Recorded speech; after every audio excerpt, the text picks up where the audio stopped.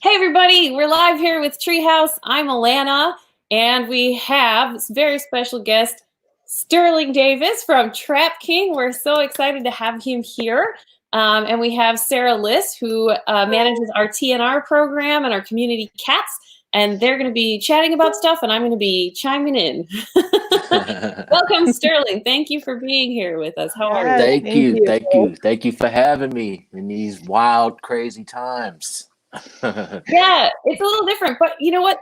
It made it like an opportunity for us to be able to do this, because normally we wouldn't have the time to be able to do these kinds of things since we're running around doing so much. So it's very true. a creative way to get together. Usually I'd be running around chasing tails, so this is all right. Sure. So tell us about yourself. What do you do, and what do you want people to know about you?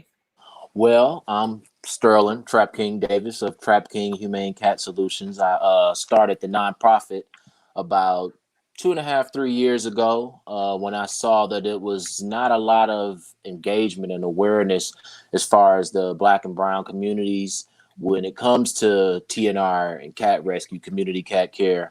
When I started training, it was nothing but some amazing women that trained me. I didn't see a lot of guys around. Even when I would go to conferences like best friend conferences, I would see, okay, I'm like the only Black guy here. This is kind of wild. Like I'm the only guy here half the time. Yeah. So once I started seeing that, it kind of pushed me and motivated me to say, hey, I think I could fill a void here. I could help out in a way that I didn't even know, because before I didn't know what rescue was. If you would have asked me what TNR was about 8 or 9 years ago, I would have actually, was it a dance step or something? So how did you get into it?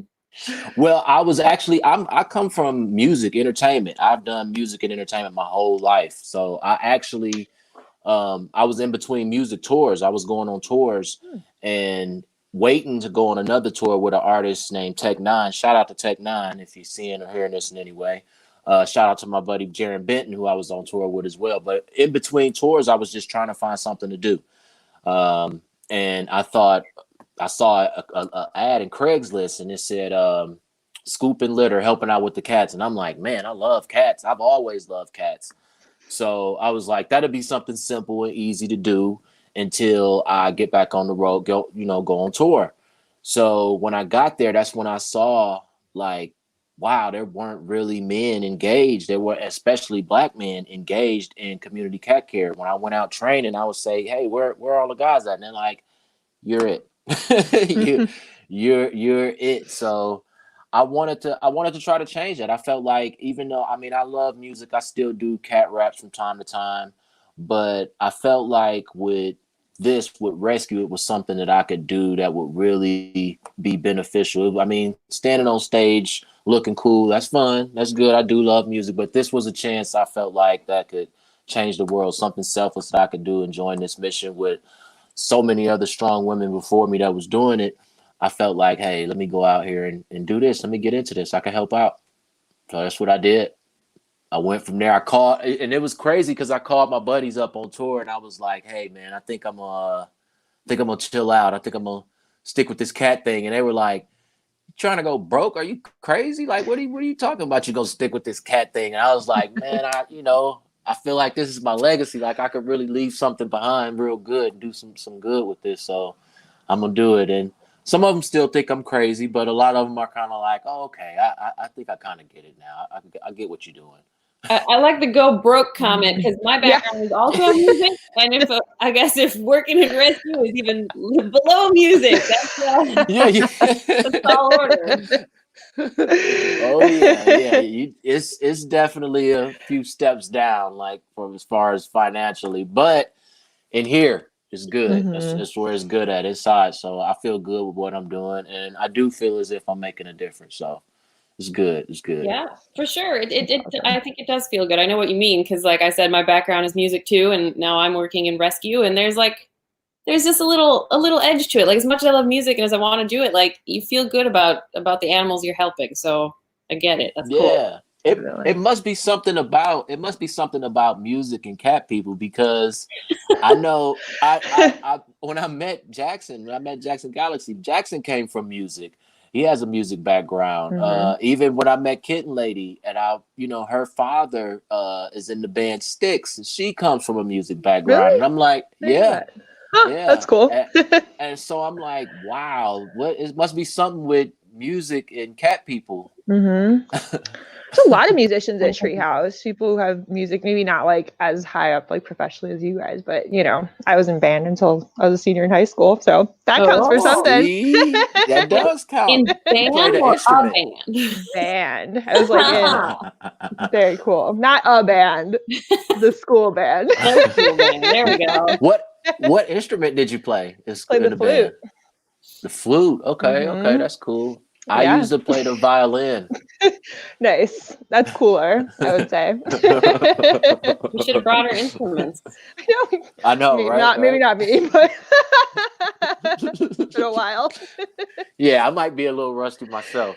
So I wanted to tell the audience, you guys, if you have questions, we can see them here, so we will pick some and answer them. But in the meantime, I have a question for Sterling. I guess it's why do you think that rescue and TNR is so predominantly not only female, but like specifically a white demographic? What do you think leads to that?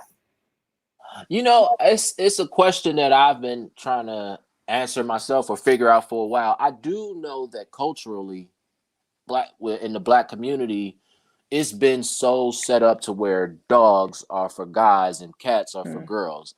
I don't know how that started or where it came from, but I do know that's always a thing. Because even with me growing up, I've always been, like I said, I didn't know about rescue, but I always loved cats, and I've been a vegetarian since I was like 12, 13 years old. So it was strange for me because my friends would always be like, man, why are you playing with them cats? Why don't you get a dog? Why don't you get a dog? And I'm like, I don't get it. Why is that a big deal?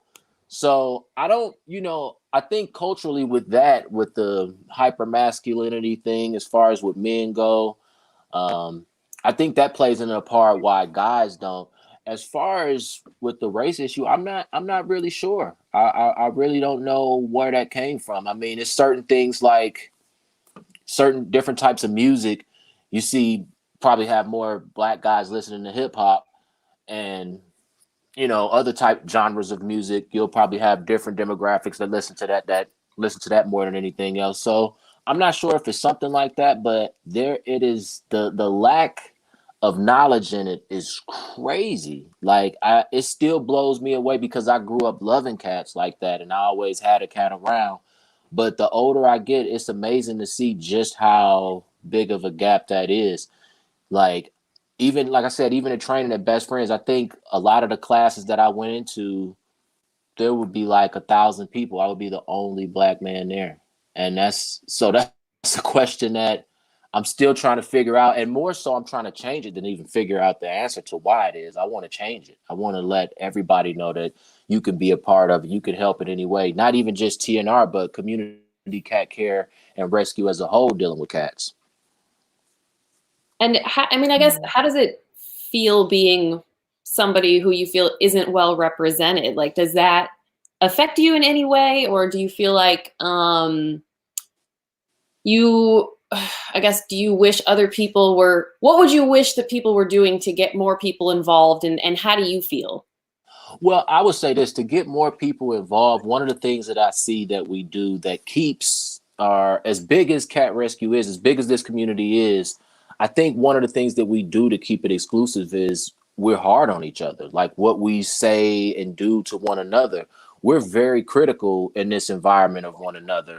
And that hurts bringing in new people. It hurts bringing in more people and getting more people engaged, because a lot of people outside of Cat Rescue, they see us and we're bickering and fighting and judging each other. And they're like, I don't want to go over there. Those people crazy. That's probably where the crazy cat lady stereotype came from. And that's what I'm trying to get rid of. I want to get rid of that term. So I would want to see us not be so critical and be a little more inviting. I learned that even with the vegetarian vegan community, a lot of times we're so critical rather than informative. It's like, hey, you eating a piece of chicken, you're the enemy. Instead of saying, hey, here's some information on what you could do besides chicken, or why it probably isn't good to eat this. instead of just pointing that finger and getting at each other. So I that's something I would want to see change, because we spend a lot of time we rant on one another. This person is doing this. You can't put clothes on your cat, or don't do this to your cat, or don't teach your cat tricks, or don't walk outside with your cat. There's so many things that we're overly critical of. And I think a lot of times that runs people out of rescue versus inviting them in and getting them more engaged and aware of what it is we do. So people don't think TNR is just a dance step or something. Right. Yeah, for sure. We have a comment here. Barbara said that is good advice. So yeah, thank you, Sterling. Advice. We Thanks, have some Barbara. questions. Thanks. I'm sorry, go ahead. No, I was saying thanks, Barbara. We have some questions coming in. Before I go to them, Sarah, did you have anything you wanted to comment on that? No, not so far. I mean, I couldn't agree more. Animal rescue it can be like a divisive kind of world, and it's really unfortunate. If we all, it's like, it sounds corny, but it's like if we all work together, we truly could get a lot farther than we currently are, probably. So yeah, no, I love that advice. I think that's amazing, and it looks like there's some really awesome questions. So I'll let everybody else ask questions for now. All right, so we've got some questions. We've got Anne said, "What is the most unique encounter, human or cat, you have had while trapping?" I think that could go for Sterling and probably Sarah too. Ooh, Sterling. We just come back to that. This is I'm gonna say this story, and I've told this before in a presentation that I did, but this is with people. It's about cats. It was while I was out doing TNR, and I was returning some cats, and this really opened my eyes and got me going as far as how big of a deal it is with race and diversity and rescue, and how unaware Black and brown communities were. I was returning some cats, and I'm getting out the back. I'm coming out the back of the van, and I got my traps, and I turn around and I see some guys, about 5 black men walking up, and they were coming, but they didn't have to necessarily be coming towards me. And then I turned around again, and they got a little closer to me. So I turned around again, and I'm like, okay, they about to come over here and say something to me. And I'm never afraid of that. I'm thinking this is a time to educate. But what they told me then was, hey, man, white people around here, they use these cats. They put tracking devices and diseases in these cats, and they use that to harm the Black community.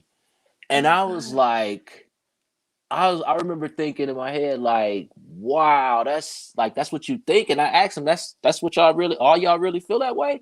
And they was like, yeah, man, you gotta stay woke. You gotta keep your eyes open.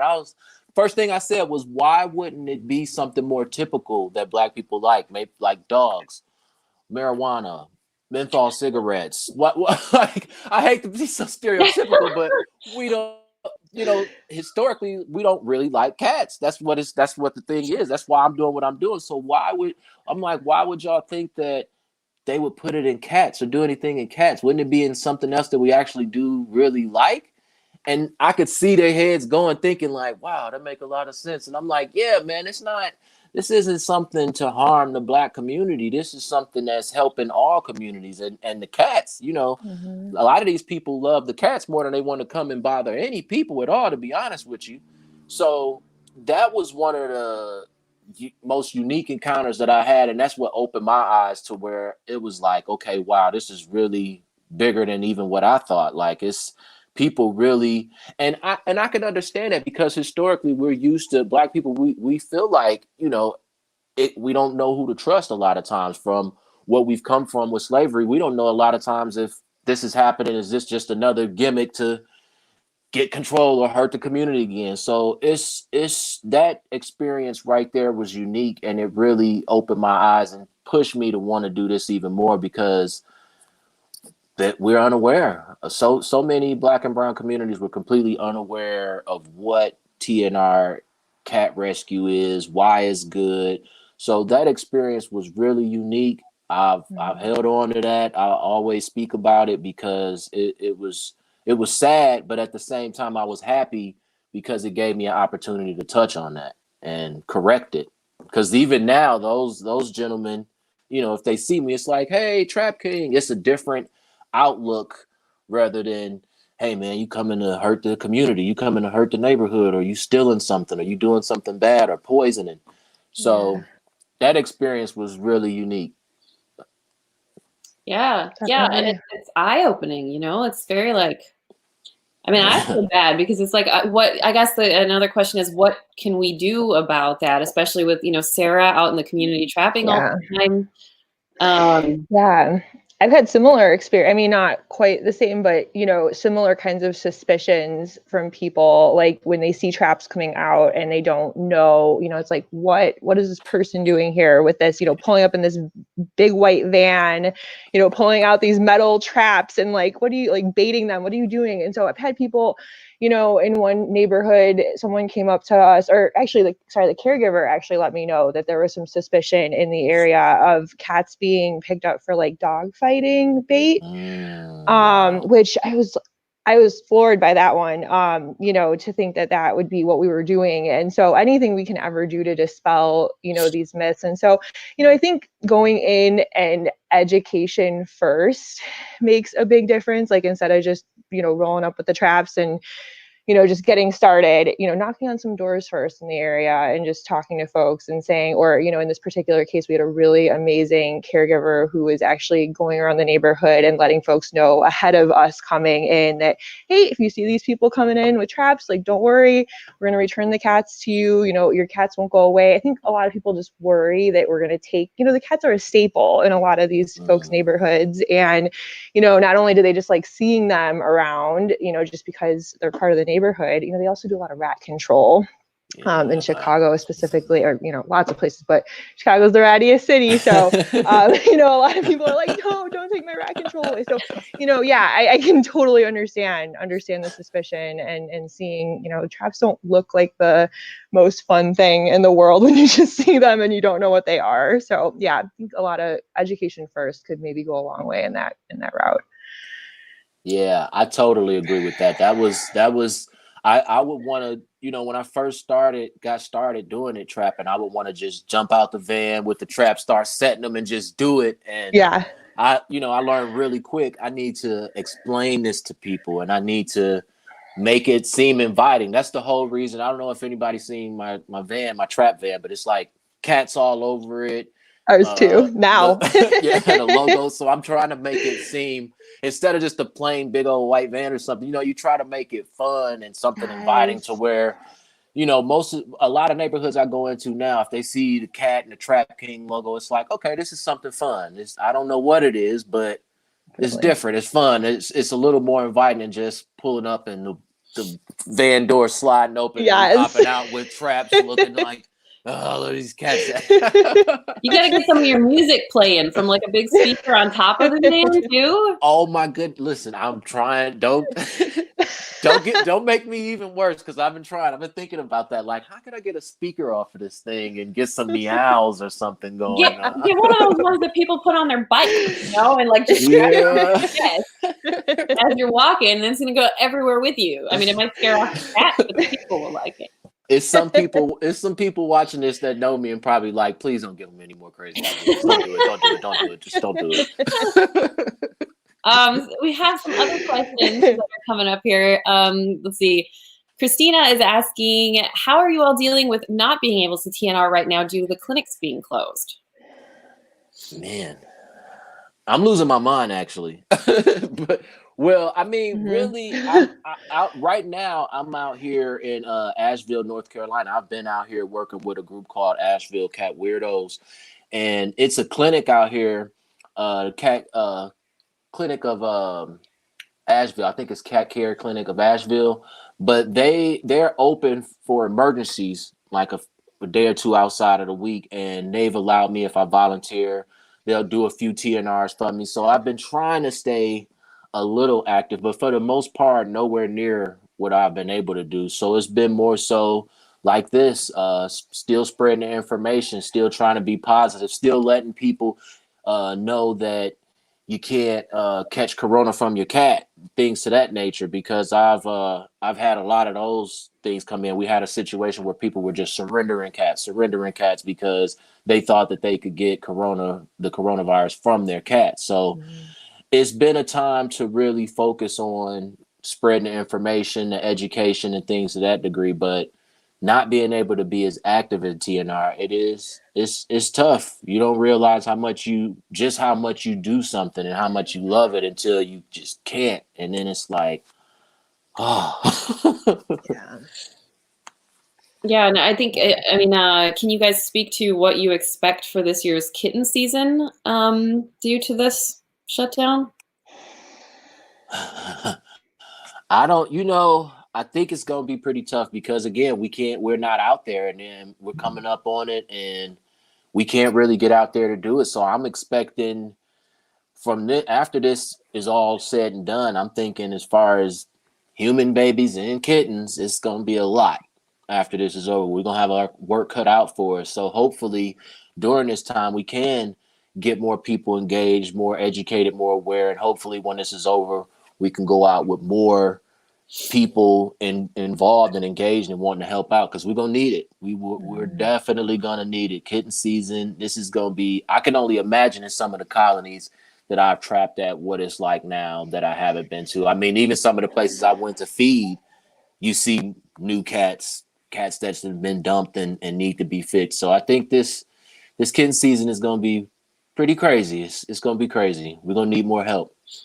Yeah, but I mean, is it fair to say that now is a good time to focus on recruitment, right? Like you said, and we're doing that with foster. A lot of people are really interested in foster, and then I think doing some education and especially on TNR, getting your troops together, right? Oh yeah, especially bottle baby fosters. People tell me all the time, like, "Hey, I love what you do. TNR is awesome. Thank you." But to me, bottle baby fosters are amazing people. I did some bottle baby fosters, and I was up every 2 hours making sure they poop and pee, and I got anal glands on my finger and everything. And I'm like, hey, I don't even have children. This is crazy. Like, this is wild. Like, is this what this is like? I want to run back outside with the traps. Bottle baby fosters that's a big deal. It's a tough job, but it's important. So we need to recruit some of everybody, because like I say, with kitten season being what it's going to be, we probably going to need some more of those too, bottle baby fosters. Yeah, that's a good point. I did some bottle babies. They were about 3 to 4 weeks old. And then at the same time, I had my cat who had cancer. I was doing palliative care for him, and I was living in a hotel because our neighbors flooded the house. So I was in a hotel with a cat who had advanced cancer, and then 2 bottle babies in the bathtub. Wow. Waking up every 2 to 3 hours to feed them and clean up pee from the curtains, and hope the hotel maid didn't come in and see what they had all done to the room. I think I fell asleep mixing KMR one time, just mixing up the KMR, just dozing off, standing up, like, oh man, it's a lot. Shout out to my buddy Samantha Martin of the amazing Acro Cats, because she has some bottle babies right now. She's Hobbs and Shaw actually are their names. She got some bottle baby fosters that she working with. So shout out to her. That's a tough job. That is. I always ask her how she does that. She's cool. I've been seeing them on Facebook. She's putting up little pictures of them, and like just as their eyes are opening, and she does it a lot. She loves it. She loves it. I don't know how she do it. Like I said, it makes me want to run back outside with the traps, but she's good at it. She's good at it. Well, we're supposed to have her on for one of these live chats too, so we can ask her about it, and maybe that'll be some good information for people who are interested in that. So we've got some other questions here. So I know, this one can sometimes be a touchy subject, but while we're talking about kittens, somebody is asking, how do we educate more rescues into spay up to delivery? And there was another part here. Seems a lot of rescues don't do this. So is there anything you guys want to talk about on that? Or how? Well, I'm curious to hear your experience, but it's definitely something we deal with, and it's a lot in Chicago. So yeah, can we hear your experience first, and then I'm happy to touch on what we deal with. Well, what was the question? I'm trying to read it. How do we educate more rescues into spay up to delivery? Oh, seems like a lot of rescue. Don't do this. Mm-hmm. Man, I don't think I think a lot of the challenges that I've dealt with more so is actually spay abort. Right. Yeah. Same thing, right? Same thing, right? Yeah. I most vets that I go to, they recommend it. They recommend it. I have had some issues where people are like, they don't believe in it, they don't want it. But and this is my thing. I tell people this all the time too. I'm not just an advocate of TNR. The nonprofit is called TrapKing Humane Cat Solutions. So I'm into humane solutions for cats all the way around. So if it's possible, if you're actually able to do something like that, let the mom have the kittens and you could actually adopt out, that's great. But the issue is usually resources. And that's the reason why I think vets and so many people recommend a spay abort, because usually you don't have the resources to house this feral cat with her babies, let her nurse, and then fix her, and then get the kittens adopted out. It's pretty tough. Like, especially coming into kitten season, everyone has kittens they're trying to take care of or adopt out. So I think in order to educate people more on it is not make it so taboo, not make it so bad. Because right now totally. it's just it's such a, again, it's a like they were saying, it's a touchy subject. Just like with race and diversity in rescue and TNR, it's a touchy subject, and we make it taboo by either running away from it or not speaking on it. Mm-hmm. Just like this, I think we need to get it out. I think we need to talk about it more and why it's important, and let people know that feel like it's wrong.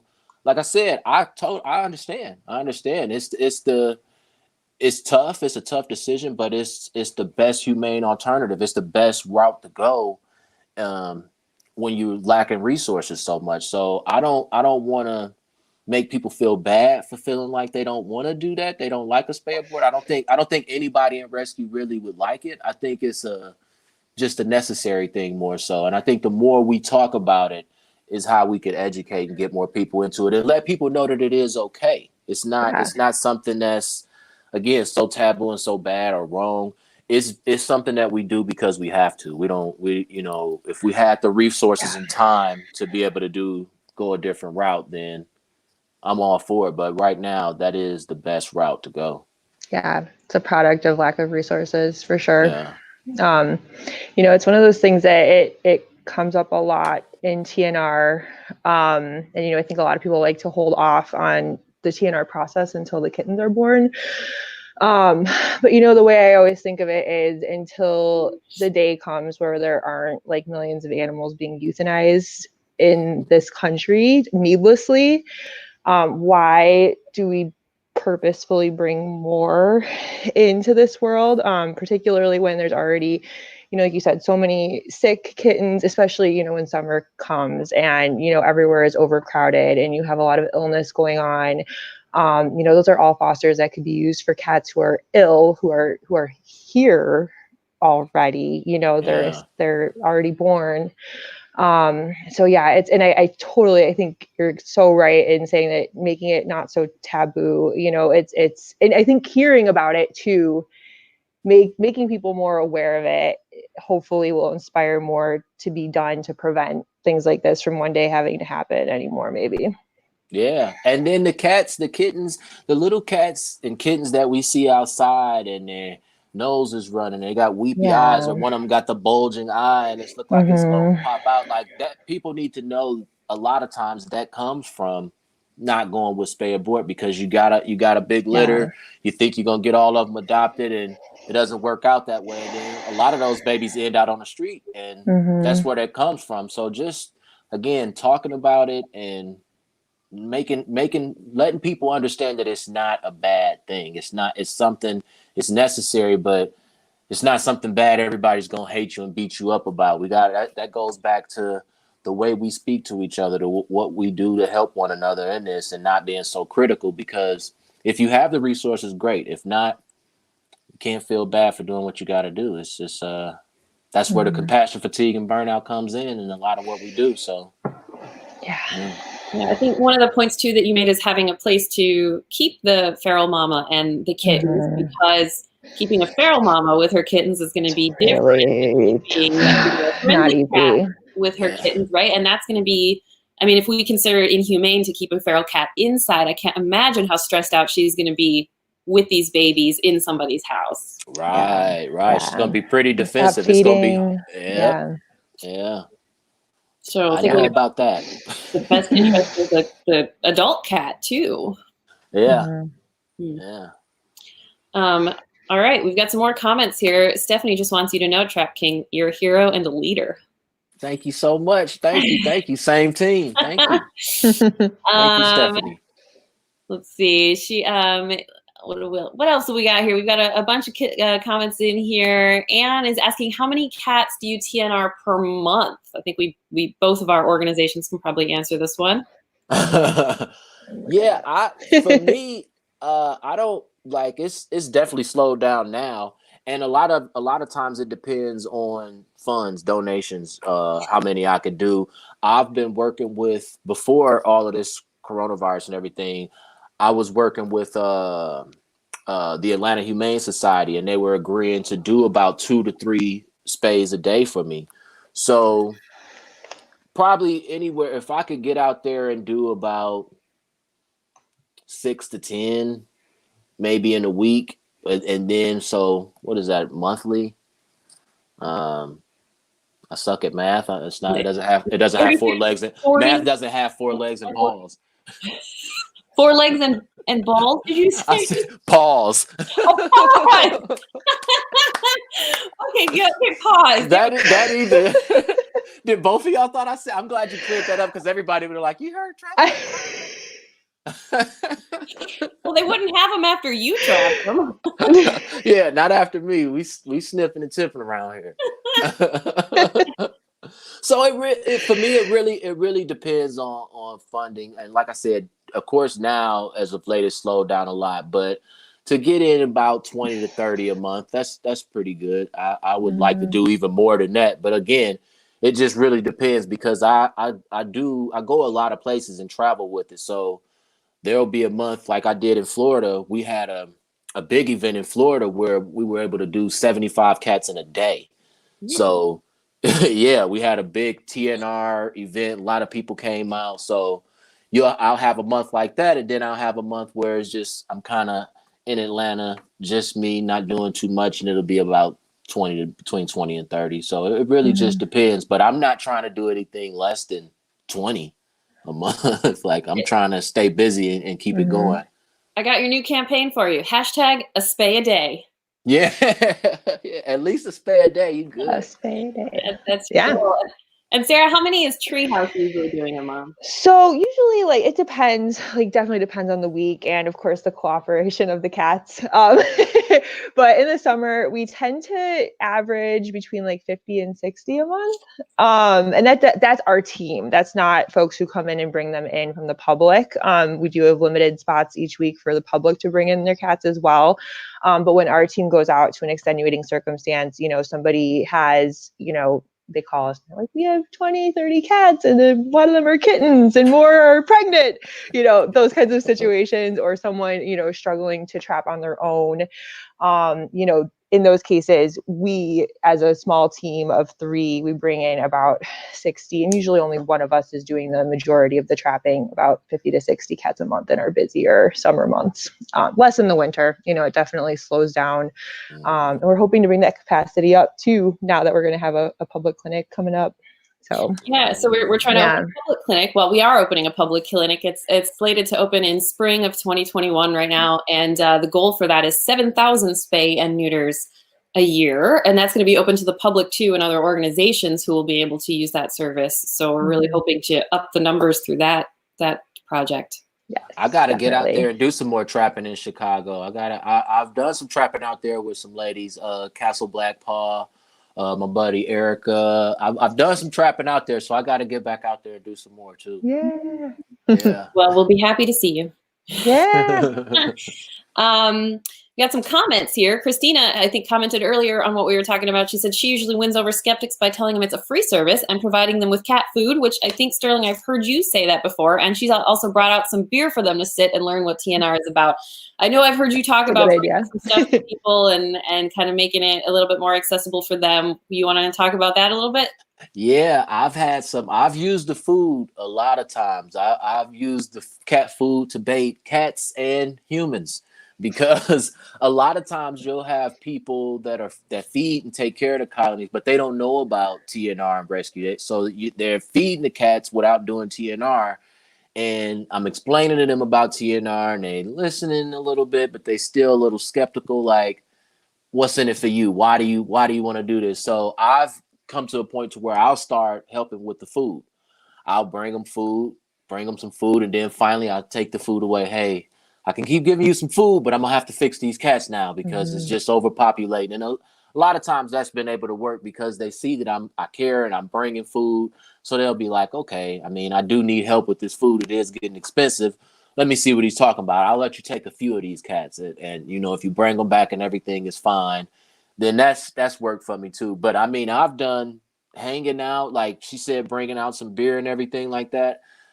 All of it. I've used all of it. I've hung out with the guys on the porch and just talked sports and everything other than cats, just to get them engaged and understanding that, hey, this guy's cool. You know, we when you see him come in, he not doing nothing bad. He not bringing more cats. He's helping control the population. So, yeah, I've won some people over with giving the food and then taking it away, as well as just hanging out. Like you say, bringing some beers, bringing anything. The kids, if you get the kids, that's a good thing too. Like if the kids like you, when you come in and you pull in your van and the kids, I had a contest before where I would give like young guys in the neighborhood, the first person that sends me a text message with a cat, they get $15 prize. Then the second person gets a $10 prize. And after that, it's a $5 prize. So that's something that'll have the kids, instead of messing with the traps and closing them or doing anything like that, they looking out for the traps now because they want to be the first one to win that prize. So I've used that tactic before as well. You're like the Pied Piper. You're not. Yeah. You're gonna start checking the back of your van for larger traps.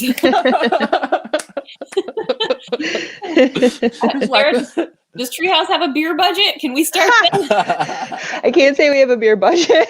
Unfortunately, it's maybe something to look into, though.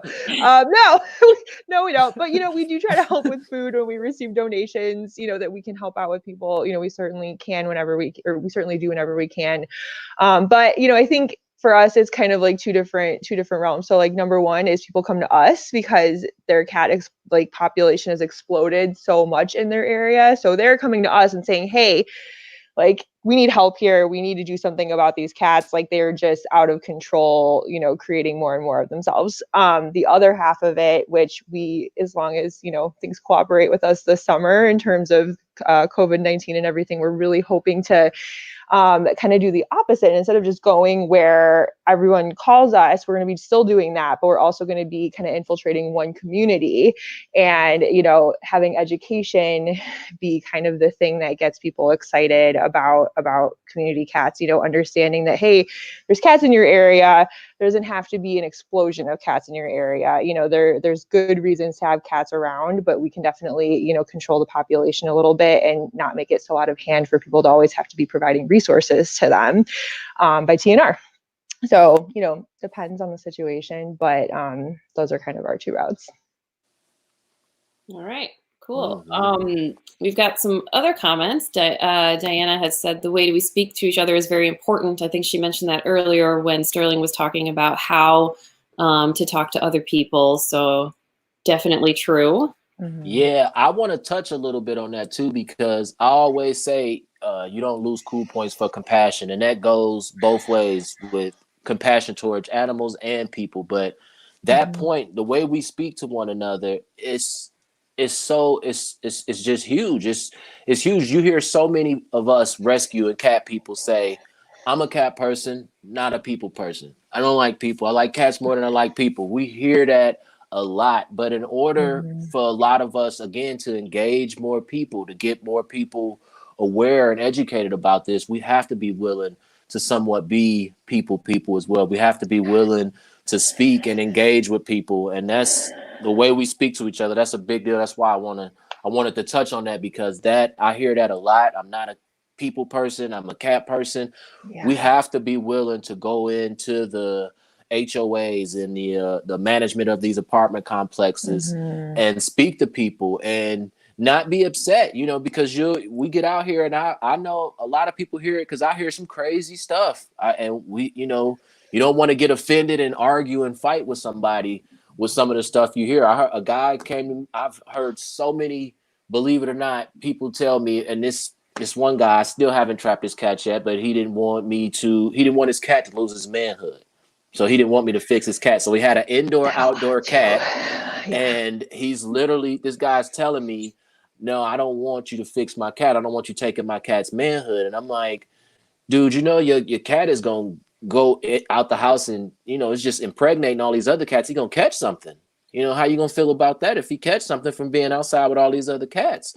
So at that point, I could have just punched that guy in the face. I could have just been like, what word are you talking about? Like, that's what I really wanted to say. But again, the way we speak to each other is very important. And, you know, it was important for me to be patient. And like I said, I still haven't got this guy's cat yet. So it's important for me to be patient and speak with people correctly, because it only takes one time to haul off and go crazy and curse somebody out or say, hey, that's stupid what you just said. And now the whole neighborhood doesn't want you in there, or the whole neighborhood is thinking that what you do and who you are is bad, and they're not.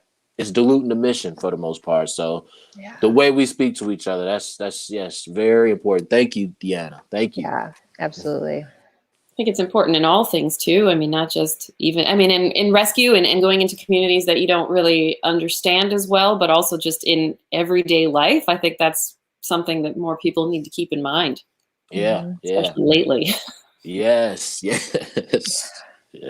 So let's all be kind to each other, shall we? Stephanie said she liked that comment. Good angle. Catch something. Catch something. That's the type of statements that get me in trouble, like chase and tail. Good times. Karen commented, I think earlier when we were talking about the spay and abort, that most people don't realize that 80% of feral kittens don't make it to their first birthday. Is that something you guys have heard about in terms of statistics? I do know that. I don't know 80%. I don't know if that, but I do know the average lifespan of a feral stray cat out on the streets is probably about 3 or 4 years old. They're not making it that long without resources and help, and then it's dangerous. You got to think of where they are, cars and things that's hunting them, and then you do have people that try to hurt these cats, that try to run them off. So I think that I don't know about 80% if they don't make it to their first birthday. That's tough. But I do know about 3 to 4 years out on the street is usually the going rate. I mean, they're fighting over mates, they're fighting over resources, so it's tough out there. And I don't think people, I'm not sure if that is true or not, but I don't think people know the severity of it, Karen. Like, to piggyback off what you're saying, I don't think people understand just how hard it is for them out there fighting over resources. And that comes from overpopulation and spreading disease. So it is important that people do understand the severity of it. If not their first birthday, it's hard to get to the 5th or 6th for sure. Yeah, I was out in Albania last year, and I think Sterling, I told you about this, and it just, like, I want to cry when I think about it, because they have no TNR, and my friend is out there trying to start TNR, and the state of these kittens was like unbelievable. With their eyes were enucleating themselves, like, you know, they were. I mean, it breaks my heart. Like, I've already got tears in my eyes, because every time I think about this, it was just the saddest thing I've ever seen, and you know. What we have here is such a huge step above what is going on in some other countries with these kittens. But yeah, to leave them outside and to not do anything is I think one of the cruelest things we can do, because people think, sure, they can get along, but when they don't have care and they're not living in like a natural environment, you know, when they're living in trash and alleys and garbage, like, that's not where they're supposed to be. That's not healthy. It's not good for them, and it's not good for us. And so that's one of the things, you know. I think. Oh, go ahead. Sorry. Sorry, go ahead. I think it's also really, really important to keep in mind, though, that, like, you know, yes, cats who live outside, they definitely have a harder existence for sure. But, you know, if you have a feral cat, that's where they belong to. You know, we can't force them to come inside. It's amazing. Any litter that we can take in, you know, between the ages of 6 and 12, you know, 12-ish weeks old, or we can socialize them. Like, of course, that's a wonderful existence. And I would so much rather see that for these guys, you know, than having to stay outside. But if we do, you know, if they do make it past that mark where we don't have the resources to take them in and socialize them, you know, they may have a shorter lifespan, but they know what they're doing outside. And they, you know, we have to keep in mind that they also, like, sometimes that is the better route for these cats, you know, taking feral cats inside, or super, super under socialized cats who've always known their way of life outside. It's also really hard. So, you know, it's like, there's two sides to it for sure. But, you know, anywhere where there's such an overpopulation explosion, where there isn't enough food or caregivers, or, you know, that's obviously a completely different story. We're really fortunate here where we have, you know, at least in the United States, there's a lot of folks taking care of these cats, which is just incredible. You know, some of these colonies that I get to visit, I'm just amazed. I mean, they're lounging on on their furniture outside in the garden, and they get their food, you know, at the same time every single day. And so, you know, we're really fortunate here that we have this amazing movement of people who are so willing to take care. What? I said, and they have their own Instagram account. Yeah, their own Instagram. I mean, come on. And that's so, you know, there's so many different sides of this story for sure. To add to that too, I wanted to say that is a thing. The act of just being outside isn't what's bad. What makes that bad is not having someone properly care for the colony, or because of the overpopulation. And then I've had this happen a lot. People dumping kitties, you know, in new locations. That's one of the most dangerous things you could do, because a cat coming to a new area, unknown territory, the other cats are like, hey, you coming here to steal mates or food, we're gonna take you out. So it's dangerous to dump. So the act of just the cat being outside isn't what's so dangerous, because they're like she was saying, it's a bunch of colonies where I know the women that take care of the people that take care of it, and they're awesome. Like the cats, they know the feeding time. You know, they could literally go outside and shake the bag, and you'll see just they're coming everywhere, and they're happy. They get along. So it's the act of just being outside isn't necessarily bad. It's just when they are overpopulating, when you're not properly feeding with a good TNR program, maintaining that colony, that's what makes it bad. But if we had more colonies and people taking care of them and doing this, it wouldn't be that. It wouldn't be as bad as it is just for a cat to be outside, because because it's not bad for a cat. A lot of these cats do belong outside. I had to learn the hard way myself when I had more space back in the day, and I was just trying to take all of them in. I'm like, I'm gonna take you, I'm gonna take you. You learn real quick, okay, some of them don't even want to be in here, and this is gonna be a lot. Yeah, and I didn't mean to say like cats shouldn't be outside when I was talking about their natural environment. I was talking about my experience out there, in where they don't have TNR, they don't have vaccines, they don't have access to any of that.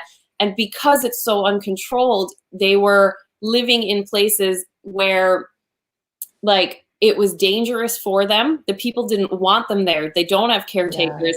And because there's no spay and neuter, it's so overcrowded that it's just not healthy for them at all. And that was my point with it, is that in the United States, we're lucky that we have access to spay and neuter, and we should be taking advantage of it. And that it's keeping those outdoor cats healthier, because we have people that are able to look at them, monitor them, right? Check on them. Yeah, absolutely. And because we can keep them from being overpopulated, they can live in these places.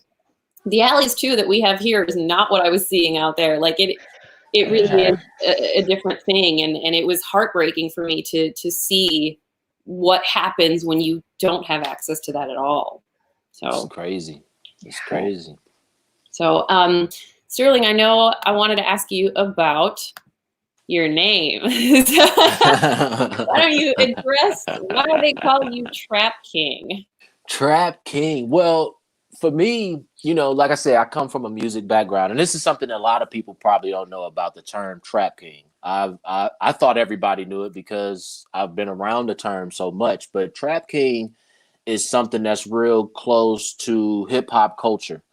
And if you look up TrapKing in the Urban Dictionary, it's actually a pretty negative meaning behind it. TrapKing is like the Scarface of the neighborhood. If you all know Scarface, he's like the head drug dealer, pimp, bully of the neighborhood, kind of. But he's glorified because people are afraid of him in the neighborhood. A lot of these young guys grow up wanting to be that top guy in the hood, in the neighborhood.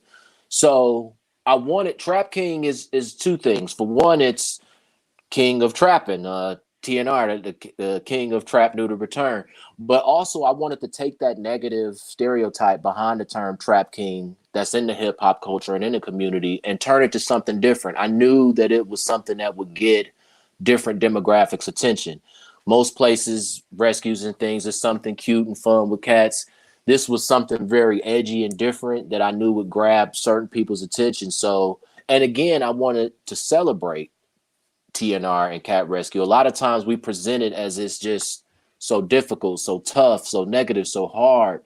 I wanted it to look like Rockstar. Like this is if you're doing something as selfless as cat rescue, TNR, then you're a trap king, you're a trap queen, you cool, you run the block. You know, I wanted it to be something that's fun and that's cool. So I've heard the word trap king. I've heard rappers use I'm a king of the trap, I'm a trap king or whatever. And they've used that in the past in negative ways. I wanted to turn that negative stereotype and outlook on it and do something positive with it. So I was literally at a best friends conference when I came up with that. I was sitting there thinking like, man, I need to have a drawing of like some type of hip hop Hello Kitty or hood Hello Kitty or something like that. And then it literally just came to me right there at that best friends conference, like Trap King.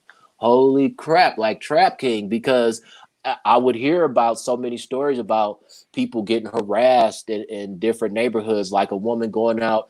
We had this happen in Philadelphia. A woman was going out to do TNR and feed colonies in a black neighborhood, and she didn't look like everybody else there, so she would get harassed a lot.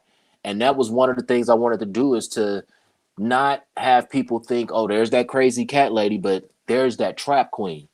There she go. That's a trap queen. She helping the neighborhood. She cool. She hip. She's dope. She's not just some crazy lady just doing crazy stuff with the cats. So Trap King came from all of that. Like it just connected in so many ways and made sense to go with that. And plus, I think a lot of guys probably would like being called trap kings than crazy cat guys or something like that. Just like I think the term trap queen is a lot better than crazy cat lady, because these cat ladies aren't crazy. They help in cleaning up your community. So I saw that as an opportunity to make rescue, TNR, community cat care as a whole something cool and take it to different demographics. Like just like in music, you want your music to cross genres and reach other people. And that's what I felt like Trap King could do with Rescue, is gain the interest of different demographics, different people that probably never even thought cats were cool or didn't know what TNR was or didn't understand why it's important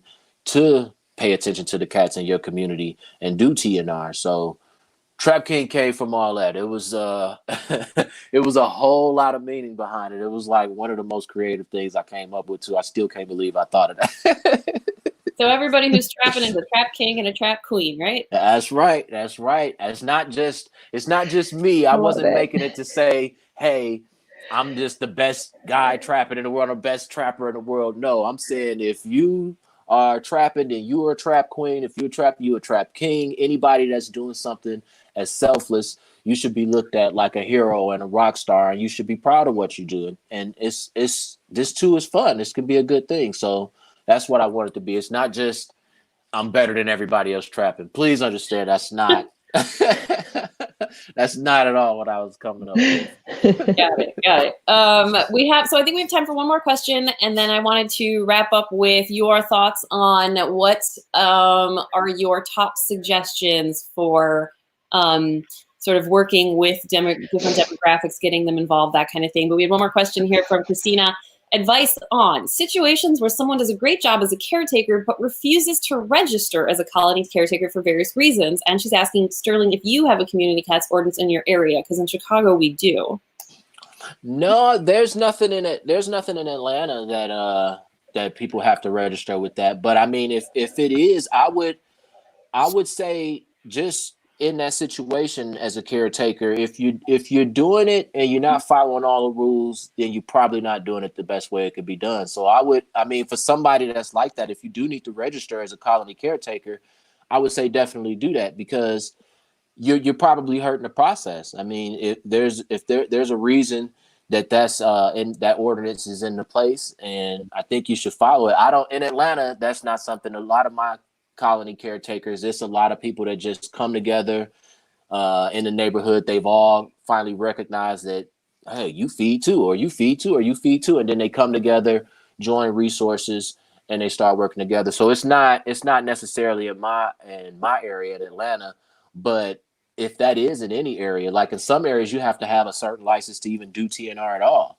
So again, in those instances, I would say yes, register, do it the right way, because if you're not doing it the right way, you may be hurting the process, even if it's a part of the process you don't necessarily understand, because I've had that happen with me. I'm like, well, why can't I just hop this gate and go over there and get that cat? Well, there may be somebody else already doing it. They may have planned to feed at a certain time and not feed at a certain time. So you wanna play by the rules. I mean, it definitely hurts if you don't. I would say that's my personal opinion of it. I have a cat, Sully, here that wants to be in the. Oh, let him in. Here, wait, I can make the screen a little bigger now. You can see him there. Sully, Sully, and y'all see Sully rocking the ear tip. What's up, Sully? You look good. He's awesome. And Sarah, do you tell people anything in Chicago for people who don't want to sign up? Like when I try to convince neighbors, I usually say something like, it makes sure your cats are protected by law. Yeah. So It's one of those things that if someone doesn't register, it doesn't stop them from doing what they're currently doing, which is great. At least it doesn't physically stop them from doing it. However, if they do run into a situation with, a neighbor complaining or, animal control getting complaints about the person's cats, of that frame there with that cat butt. I'm sorry, I'm distracted. What it does is it does protect the person, and it makes it so that person has a much, they still unfortunately have to go through the process of being complained about and everything. However, being sponsored by someone, it does stop you from, it allows you to do what you're already doing legally. So yes, I always do recommend registering, but with our population that we have in Chicago, that speaks to how well they're thriving in our city. That speaks to a lot of people who are caring for these cats who aren't currently registered. But what it does do is it gives you a sponsor. It gives you a person that you can turn to, or an organization that you can turn to for help when you need it. Definitely it doesn't hurt anything to do it when you're already doing everything that's being sponsored asks you to do. So my advice is just to do it.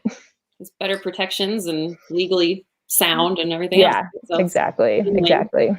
And it allows us to track what's happening better. When you're reporting to an organization what your cat numbers are, it allows us to show that TNR is actually working.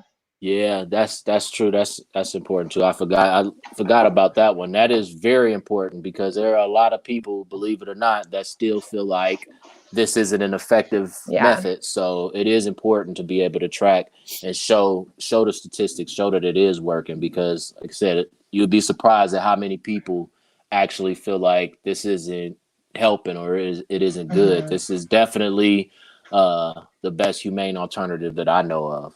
Yeah, absolutely. Cool. So wrapping up here, Sterling. So on the topic, what would you say? Because I've seen you.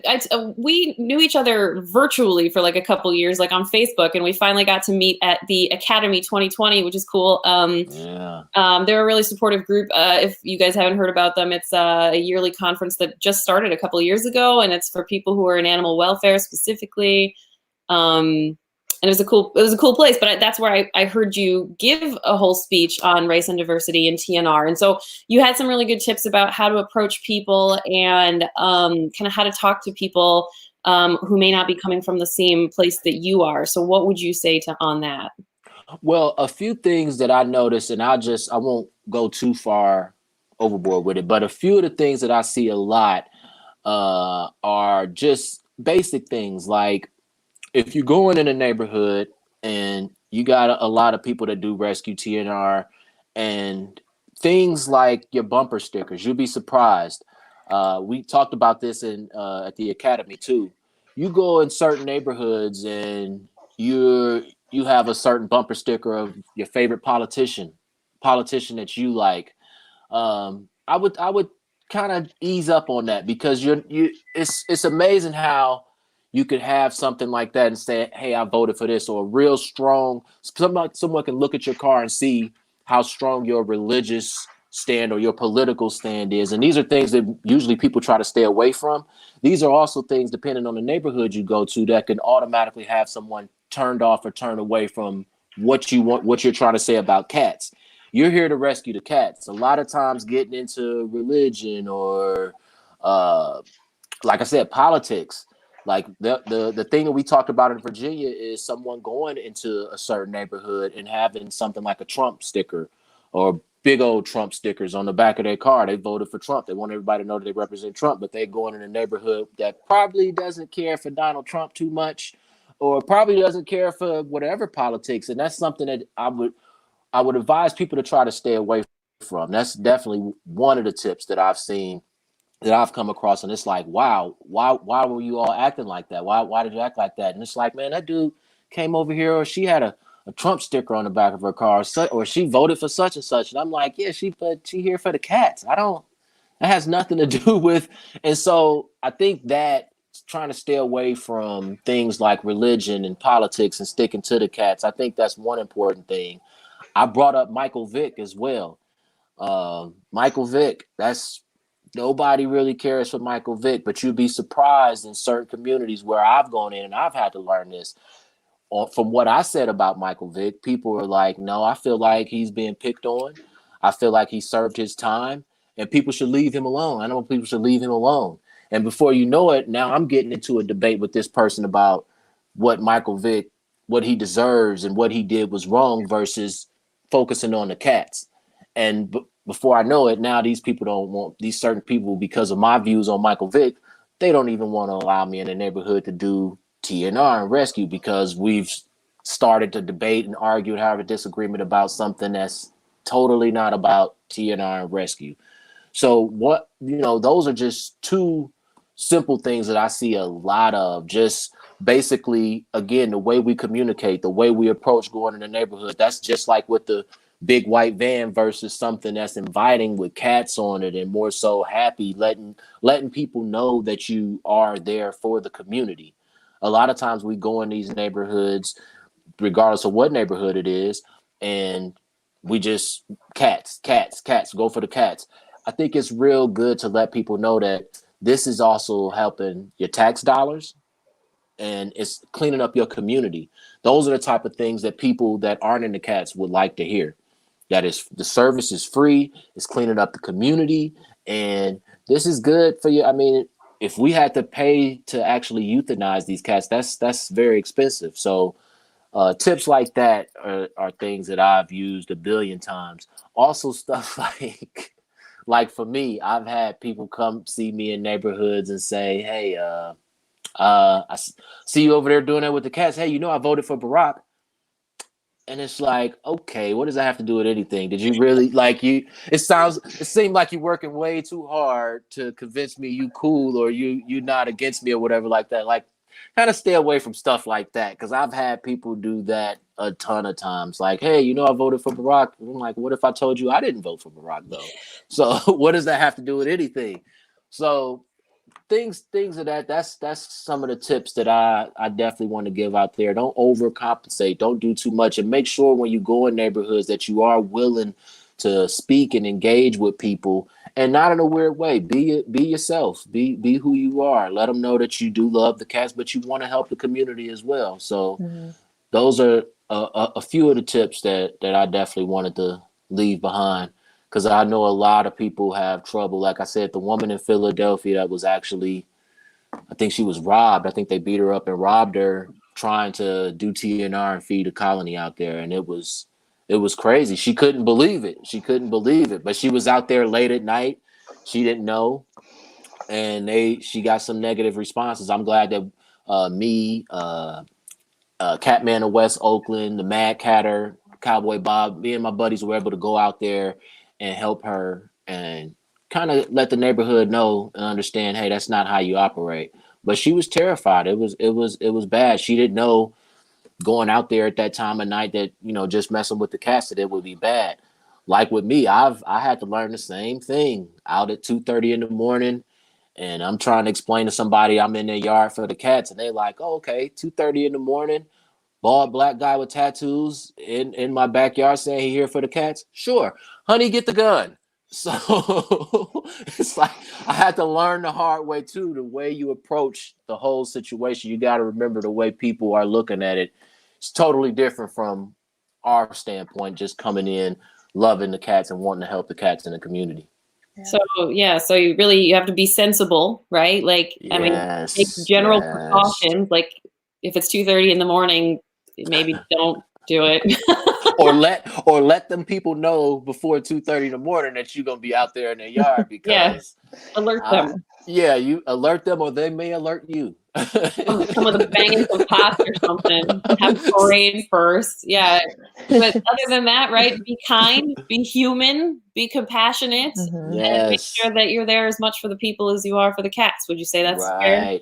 Right. I can't say it enough. You don't lose cool points for compassion. That is for compassion for animals as well as people. I can't express that enough. We have to educate, and we have to not just be cat people. We're cat people. That's who we are. But we have to be okay with being people, and that's why it's important to work together, because you may have someone on your team that's a big-headed people person like myself. I'll run my mouth and talk with people forever. But then you may have someone that's not their strength. Their strength is just focusing on trapping the cats, rescuing the cats. And so if we work together, we can use our different skills and talents and our roles to help one another. But you definitely want to have, if you're not a people person, you want to get with a people person that can help explain what you're doing. And that's why it's important for us to work together. Very cool. Well, Sterling, it was so nice talking to you here. Thank you so much. Thank you. Really appreciated having you here. Is there anything you guys to say in closing? Are you? The mission don't stop, y'all. I'm fixing the website, right? I'm revamping the website, TrapKingHumane.org. Working on some stuff like a podcast. So we've got a lot of stuff coming up. Please go to the website. Follow me on Instagram if you already not. _original_TrapKing on Instagram. Support, donate. Oh, and wait, I can't leave without. That's my baby Rick James. He passed. My baby passed earlier this year. This cat is the reason. This cat is the reason I started TNR. This cat is I love Rick James. Want to say rip to Rick. And you always name your cats after musicians, didn't you tell me that? Yeah, I got Bowie, named after David Bowie. Me and David Bowie's birthday is the same day. I have Demita Joe. Demita Joe is actually Janet Jackson's middle name. And then, of course, like I just showed you, Rick James. So I love it. Very nice. And Sarah, if people need help with TNR in Chicago, what is your suggestion? Yeah, give Treehouse a call. Like we talked about, we're a little bit limited right now, unfortunately, but it doesn't mean that we're not providing guidance and assistance in any way that we can. And we're definitely keeping track of everybody who does need help. So as soon as we're back up and running and able to operate at full capacity in terms of doing surgeries and everything, we're not forgetting about you. So please just keep in touch with us. All right. And they can reach us at treehouseanimals.org or info@treehouseanimals.org, or our phone number is 773-262-4000. Any one of those ways are still available to you guys. We are still answering the phones, checking email, all that. So thank you both so much to both of you. Thank you. Thank you for having me. Yeah, we're pleased to have you. We hope to have you back again another time. And it was great. Thanks, everybody. Thank you. Bye. Bye-bye.